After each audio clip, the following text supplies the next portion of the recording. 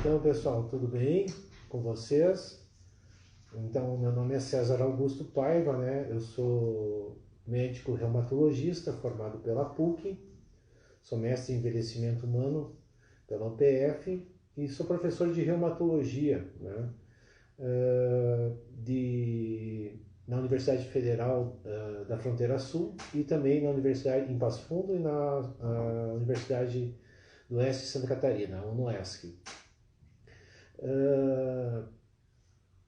O nosso objetivo aqui é falar um pouquinho sobre artrite reumatoide, o diagnóstico, como se faz dessa doença, o diagnóstico precoce, que é muito importante, e também o tratamento, né? E como esse tratamento pode melhorar essa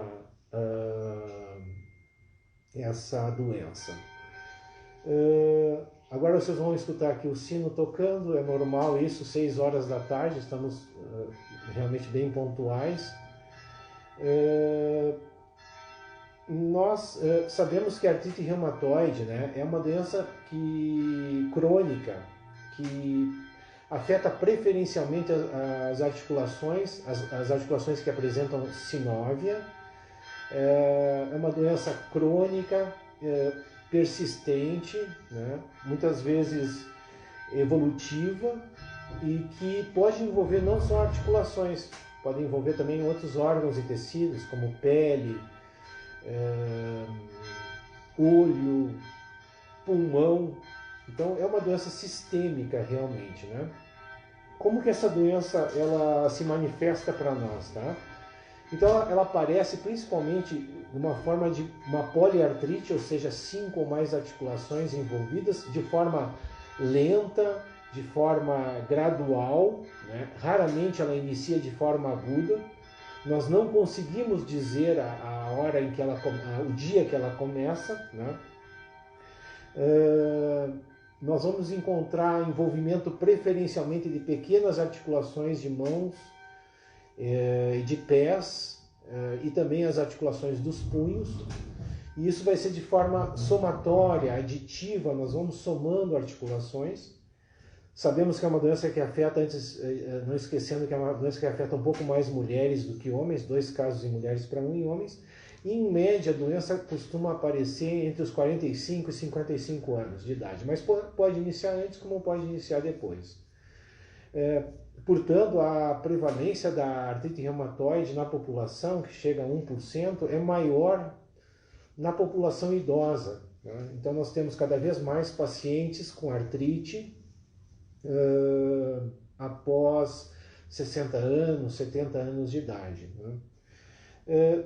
Quando nós examinamos o paciente com artrite reumatoide, nós costumamos encontrar então a articulação inchada, a quente, né? Com perda de mobilidade também dessa articulação, a amplitude de movimento dela está reduzida, né? E o paciente tipicamente, isso é bem característico, tá? Ele normalmente tem rigidez, ele tem dureza nas articulações, principalmente em períodos de imobilização. Então, essa rigidez é muito típica. Quando a doença é mais artrose, doença degenerativa, essa rigidez costuma ser de curta duração, dura menos de 30 minutos. Porém, na artrite reumatoide, quando muito grave e não tratada, ela pode durar o dia inteiro, essa rigidez. O paciente ele se sente como um robozinho, assim, né? Como é que nós fazemos o diagnóstico dessa doença? Então, o diagnóstico é eminentemente clínico, né? É a partir de uma clínica e de um exame físico que nós pensamos nessa doença, e depois os exames laboratoriais nos ajudam nesse diagnóstico, tá? Por exemplo, então esse meu paciente vai se apresentar com essa artrite, que vai ser evidenciada no exame físico. Essa artrite vai ser simétrica, vai afetar ambos os lados do corpo, né? E ela vem acompanhada frequentemente também de fator reumatoide positivo ou anti-CCP positivo, que são autoanticorpos presentes em até 70% dos pacientes com AR. 30% terão o que a gente chama de AR soronegativa, né? Além disso, os pacientes no laboratório apresentarão as provas de inflamação alteradas, O VHS, por exemplo, que é a velocidade de hemossedimentação, e a proteína C reativa estarão também elevadas.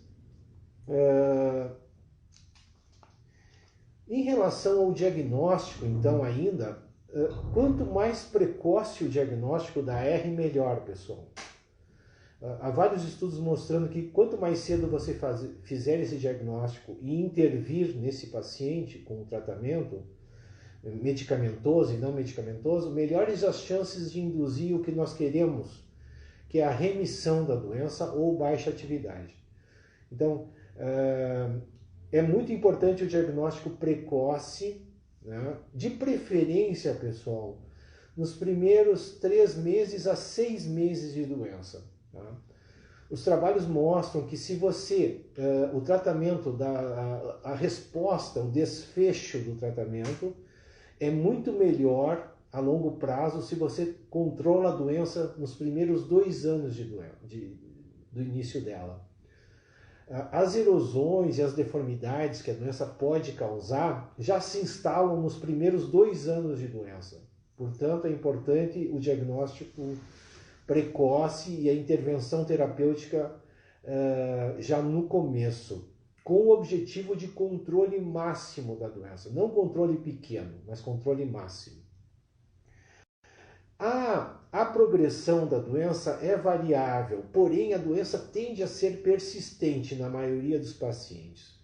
Às vezes essa evolução é mais lenta com o passar dos meses e dos anos, e às vezes ela tem uma evolução mais grave, rápida. Tá? Então isso varia de paciente para paciente, porém, em geral, ela é persistente e progressiva, infelizmente. Reforçar, então, que nos primeiros 2 anos de doença é quando ocorre mais dano estrutural, dano da cartilagem e dos ossos, que essa doença tem potencial de causar, né? Então é nesse momento que a gente deve fazer o tratamento o mais precocemente possível. Nós temos como objetivos, então, o controle máximo da dor e da rigidez desse paciente, né? E evitar que a doença progrida, que traga deformidades, fazer com que esse paciente se mantenha trabalhando, tendo suas atividades, tendo seus relacionamentos pessoais e profissionais da melhor forma possível e fazendo com que ele continue produtivo, né? Continue produzindo para ele mesmo, para a família dele e para a sociedade. Então esse é o nosso objetivo. E em relação a tratamento, nós podemos assim dividir didaticamente tratamento não medicamentoso e tratamento medicamentoso, que deve ser feito sempre, em qualquer paciente com artrite reumatoide. Esse tratamento não medicamentoso, ele envolve, por exemplo, uma dieta adequada, uma dieta em que eu preciso abordar, por exemplo, questões do colesterol. Então, manter o colesterol baixo é importante na artrite reumatoide, porque a artrite reumatoide é uma doença que aumenta o risco de doenças cardiovasculares, como infarto, derrames e insuficiências vasculares dos membros.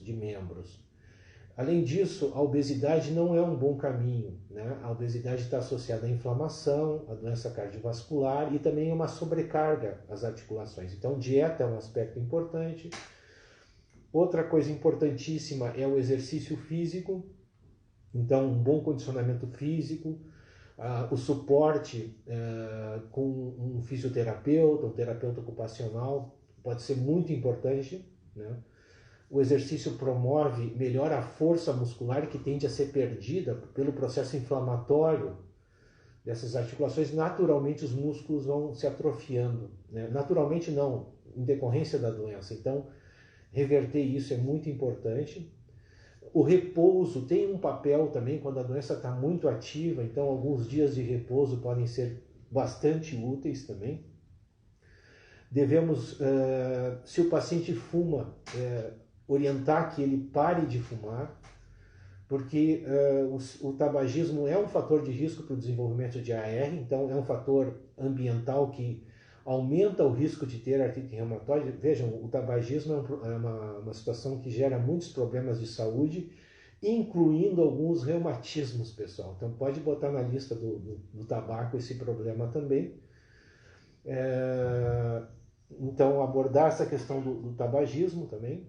Uma outra questão importante no tratamento não farmacológico da AR é fazer uma revisão do calendário vacinal dessa pessoa. Então, as vacinas são muito importantes, como, por exemplo, como está a vacinação para o Covid, como está a vacinação para a influenza, a gripe, para a pneumonia, né, para a hepatite.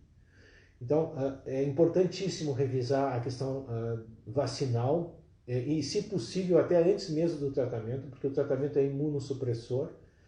E qualquer tratamento bom para artrite reumatoide envolve algum risco de infecção para o paciente. Então, quanto melhor, quanto o calendário vacinal estiver adequado para aquele indivíduo, melhor. A gente vê muito na prática um certo descuido com essa questão das vacinas. Também, antes da gente falar do tratamento farmacológico da AR, lembrar que a artrite reumatoide está associada a algumas comorbidades. Eu quero falar de duas. Uma é a osteoporose, né? A AR aumenta o risco dos ossos ficarem frágeis e o tratamento da AR também. Então, osteoporose é um problema que precisa ser prevenido e ou tratado no paciente com AR. Além disso, que eu comentei anteriormente, a doença cardiovascular. Manter o colesterol baixo, não fumar, fazer exercícios, controlar o diabetes quando associado, é muito importante também para evitar um infarto ou um derrame no futuro nesses pacientes. Lembrar também que o tratamento com corticoide envolve alguns riscos, como catarata. Então, essa questão do olho aí deve ser bem vista, até porque alguns pacientes com AR têm olho seco também. Então, muitas vezes uma revisão oftalmológica é importante que se faça nesses pacientes. Sem contar que alguns remédios exigem também acompanhamento oftalmológico, como os antimaláricos, por exemplo, a hidroxicloroquina. Em relação ao tratamento medicamentoso, assim, nós temos hoje em dia, a partir de 1990 e 2000 em especial, houve o surgimento de muitas medicações efetivas para tratar artrite reumatoide. Essas medicações efetivas nós chamamos de drogas modificadoras do curso da doença. Essas drogas, então, o que elas têm de especial? Elas fazem com que a doença possa ser controlada, a evolução retardada da doença e deformidades e limitações possam ser evitadas a longo prazo. Então, é muito importante o uso dessas drogas modificadoras do curso da doença. Chamam-se DMARDs. Todo paciente com AR deve usar DMARDs. Todo, a princípio. Nós temos 3 grandes grupos de DMARDs no tratamento da AR. Os sintéticos, que são hidroxicloroquina, sulfasalazina, metotrexato e leflunomida. Os biológicos, que são inúmeros, vou dar alguns exemplos aqui, os anti-TNFs-alfa, como adalimumab, etanercept e mais 3 medicamentos. Outras drogas que agem inibindo a interleucina 6, por exemplo, tocilizumab, abatacept, rituximab, né? E temos também, mais recentemente, um grande grupo chamado sintéticos também, alvo específicos. Nós temos o tofacitinib e o baricitinib. Uma informação importante. Hoje em dia, quase todos esses remédios de alto custo, muitos deles, né, são disponíveis pelo SUS no tratamento do paciente com AR. Bom, qual dessas drogas eu devo usar, então? Isso é um pouco da arte da medicina, então. Nós temos que adaptar, ver quais as melhores drogas, considerando para aquele paciente, considerando em que momento nós estamos vendo esse paciente, se é no começo da doença ou se é mais tardiamente. Isso vai influenciar qual dos remédios nós vamos usar. Também as comorbidades, ou seja, algumas doenças podem fazer com que eu use um associadas ou use outro. Exemplo, um paciente com hepatite C, por exemplo, eu vou evitar metotrexato ou leflunomida, ou hepatite B também, né? Se tiver hepatite B, muitas vezes eu vou precisar de um hepatologista acompanhando também. Então, as comorbidades, a doença pulmonar também pode determinar que eu escolha um medicamento ou outro, né? Também a resposta ao tratamento, a falha prévia a alguma medicação faz com que eu passe a usar outra dessas drogas. O que tem de interessante também é que elas frequentemente são associadas. Por exemplo, a associação mais comum é de DMARD sintético, exemplo, metotrexato, com um imunobiológico, ou metotrexato, que é o principal DMARD sintético usado, com um DMARD sintético alvo específico, baricitinib, tofacitinib. Então, essas associações são importantes, e o objetivo das associações, lembrar, é um controle mais rígido da doença, né, para atingir remissão. Essa remissão nós medimos através de instrumentos compostos de atividade da doença. Um dos mais usados é o DAS28, por exemplo. E a partir desse instrumento a gente diz se o paciente está em remissão ou baixa atividade. Se ele estiver em remissão ou baixa atividade, nós mantemos o tratamento. Se ele não estiver, depois de 3 meses, 6 meses de uso, nós podemos mudar o tratamento, ou se ele tiver algum par-efeito. Um detalhe, essas drogas modificadoras do curso da doença é uma informação importante que os pacientes precisam ter. Nós precisamos saber que elas demoram para agir, no mínimo 1 mês. Algumas drogas são mais rápidas. Os imunobiológicos já podem mostrar efeitos em 2 a 4 semanas. Mas a hidroxicloroquina, por exemplo, só 3 meses depois que a gente vai ter uma ideia de como ela está funcionando na doença. Isso é muito importante, essa informação. Quando eu preciso de um efeito rápido, o paciente está muito mal, tem muita dor, muito inchaço, ele precisa usar um anti-inflamatório não esteroidal ou um corticoide. Então, o anti-inflamatório e o corticoide têm um papel importante de ponte, que a gente chama, que é um período em que a droga modificadora do curso da doença está agindo, e nesse período eu preciso de um remédio que alivie a dor do meu paciente, o inchaço. E nesse aspecto o corticoide e o anti-inflamatório podem ser úteis. Mas lembrar que quando eu uso o corticoide eu tenho que ter aquela regrinha: a menor dose possível, no menor tempo possível, né? Alguns pacientes acabam não conseguindo ficar sem corticoide.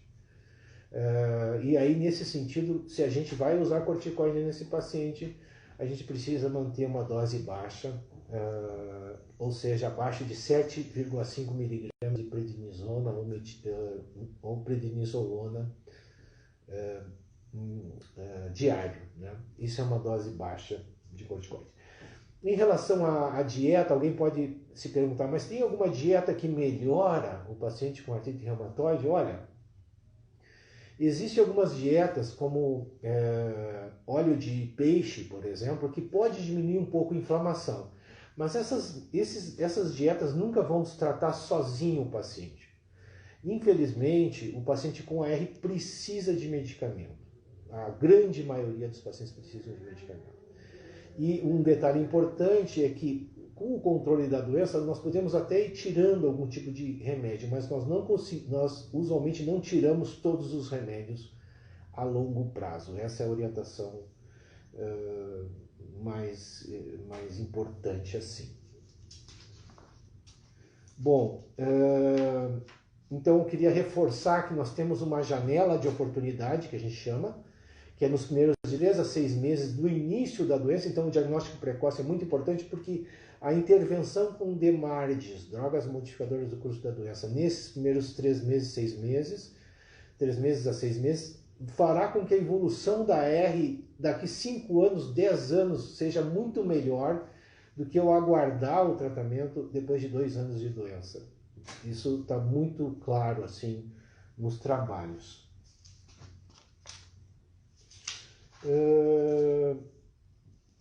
Lembrar então, em termos de que essas medicações não são livres de par-efeitos. Há uma grande preocupação no tratamento da artrite reumatoide com essas drogas modificadoras do curso da doença é o risco aumentado de infecções que esses pacientes apresentam, né? Essas infecções, por exemplo, às vezes são drogas específicas, vamos usar esse termo. Por exemplo, os anti-TNFs-alfa aumentam o risco de tuberculose. Então, antes de iniciar essas medicações, nós precisamos fazer toda uma investigação prévia para saber se o paciente já teve contato com tuberculose, né? Usamos aquele Mantoux ou o IGRA para avaliar isso antes do início da medicação, e se o paciente já teve contato com tuberculose, nós fazemos uma quimioprofilaxia por 6 meses e iniciamos a medicação essa para artrite 1 mês depois do uso do início da quimioprofilaxia. Já essa família dos sintéticos alvo específicos, nessas aumenta o risco de herpes zoster. Se nós tivermos tempo, às vezes nós não temos esse tempo, de antes de usar a medicação, fazer vacina para zoster, que eu não tinha comentado anteriormente, mas é uma vacina importante também, se nós pudermos usá-la, até antes mesmo da imunossupressão. Aliás, fica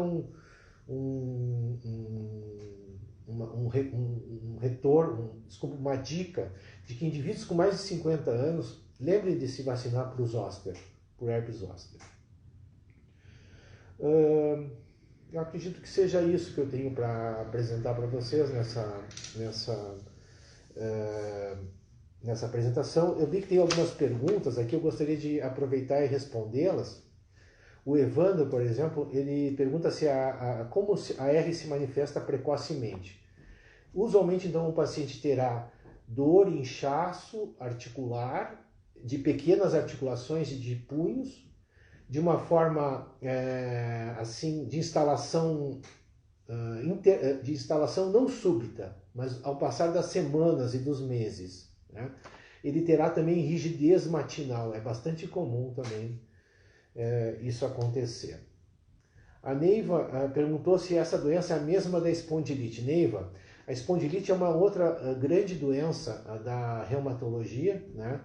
É uma doença frequente, mas é uma doença diferente da artrite reumatoide. Ela também se manifesta por artrite, mas ela é bem diferente. Ela é uma doença que afeta mais indivíduos jovens e que gosta de envolver o esqueleto axial, ou seja, a coluna e as articulações sacroiliacas.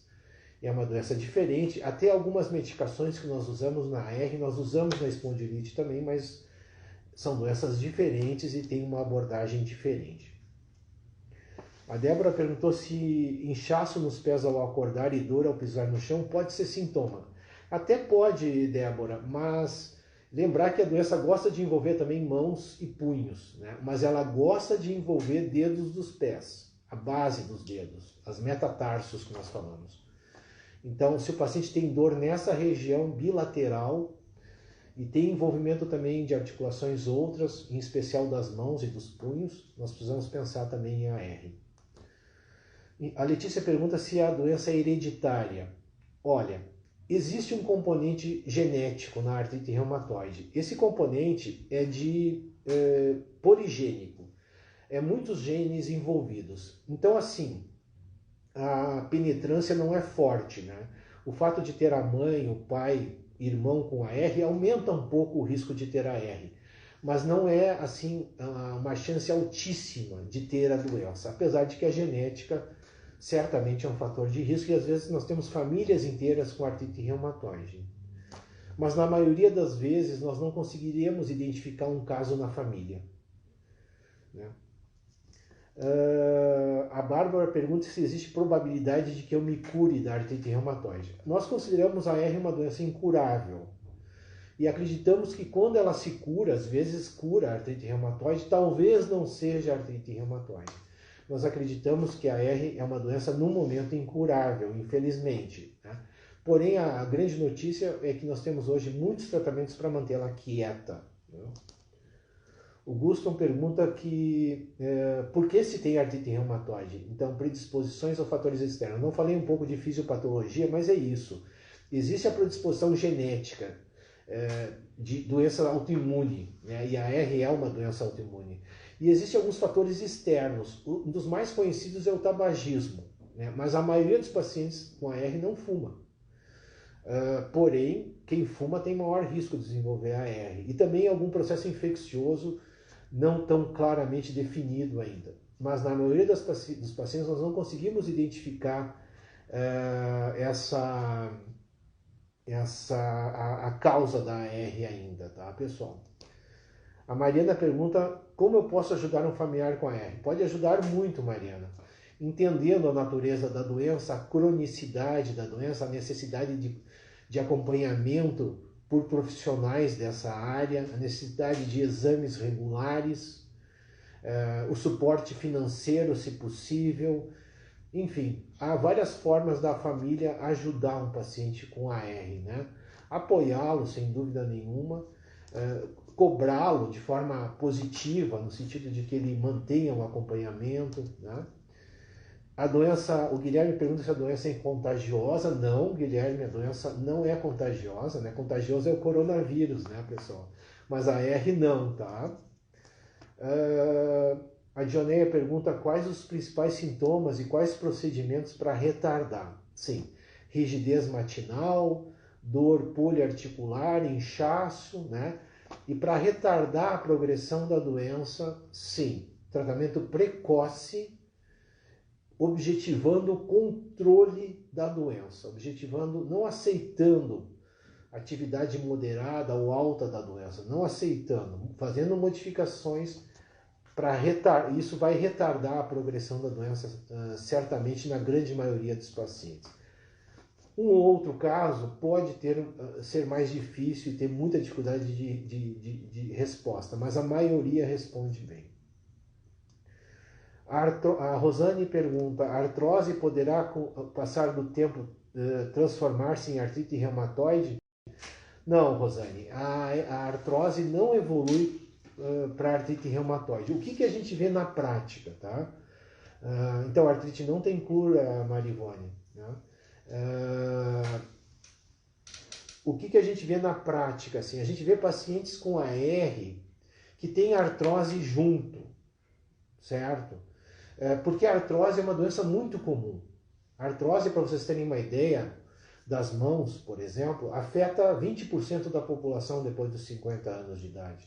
10 a 20%. Então é muito comum um paciente com AR ter artrose junto, ter as duas doenças juntos. Já quem tem artrose não é tão comum ter AR, porque a AR afeta 1% da população. Então é comum a associação das duas, mas a princípio a artrose não evolui para a artrite reumatoide. Um detalhe, a artrite reumatoide muito grave numa articulação pode levar a um processo de artrose naquela articulação, que é um desgaste. Tá? Então, é isso. Quando saber se é AR ou lúpus? Ok.